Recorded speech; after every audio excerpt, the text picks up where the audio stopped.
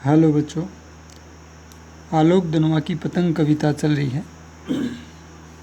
और अपने 2 पैरे हो गए थे। तीसरा पैरा देखिए। छतों के खतरनाक किनारों तक उस समय गिरने से बचाता है उन्हें, सिर्फ उनके ही रोमांचित शरीर का संगीत। यानी कि छतों के खतरनाक कोनों से जब वो दौड़ते हैं या खतरनाक छतों के ऊपर जो बच्चे पतंग उड़ाते हुए दौड़ते हैं तो उनके शरीर में एक रोमांच होता है, एक बहुत ज़्यादा जो है उद्वेग होता है, एक तरह से तल्लीनता होती है, खुशी होती है। वही उनको गिरने से बचाता है। पतंगों की धड़कती ऊंचाइयां उन्हें थाम लेती हैं महज एक धागे के सहारे। पतंगों के साथ साथ वे भी उड़ रहे हैं अपने रंध्रों के सहारे। अर्थात पतंग जब आसमान में उड़ता है तो हवा में हिलता है, ऐसा लगता है जैसे किसी के हृदय की धड़कन हो। और केवल एक पतले से धागे के सहारे ये धड़कन ही इन रोमांचित बच्चों को गिरने से बचाती है, संतुलित करती है।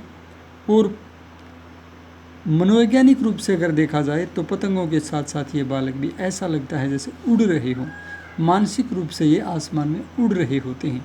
बच्चों के मन की उड़ान का यहाँ पर लाक्षणिक वर्णन है, लक्षणा सब शक्ति है इस पैरे में। अपने रंध्रों के सहारे जो है मान लो वो उड़ रहे हों, यानी रंध्र होते हैं जो अपने रोए होते हैं, वो रोए खड़े हो गए हैं, बच्चे रोमांचित हैं और ऐसा लगता है जैसे उनका जो रंध्र हैं उन्हीं के सहारे वो उड़ रहे हों। तो आप चाहें तो अतिशयोक्ति अलंकार भी इसमें आप बता सकते हो। बाकी वही विशेष हैं, वही काव्य सौंदर्य है जो पहले हमने बताया था। और जो आखिरी और चौथा पैरा है वो देखिए।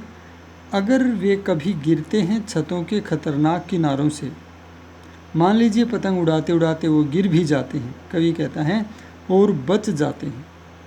गिरने के बावजूद जब वो बच जाते हैं तब तो और भी निडर होकर के सुनहले सूरज के सामने आते हैं। यानी एक बार गिरने के बाद तो वो और भी निर्भय हो जाते हैं और फिर तो वो सुंदर लाल लाल सूरज के सम्मुख और भी ज़्यादा निडर होकर, साहसी होकर के आते हैं।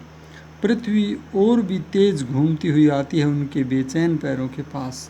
यानी कि वो और भी उत्साह के साथ और ज़्यादा गति के साथ छतों के ऊपर दौड़ते हुए पतंग उड़ाते हैं और ऐसा प्रतीत होता है मानो पृथ्वी उनके पैरों की ओर और अधिक तेज़ी से दौड़ती हुई आ रही हो। इसमें मानवीकरण अलंकार आया है, पृथ्वी और भी तेज घूमती हुई आती है उनके पैरों के नीचे। तो यहाँ पर क्या है, मानवीकरण अलंकार है।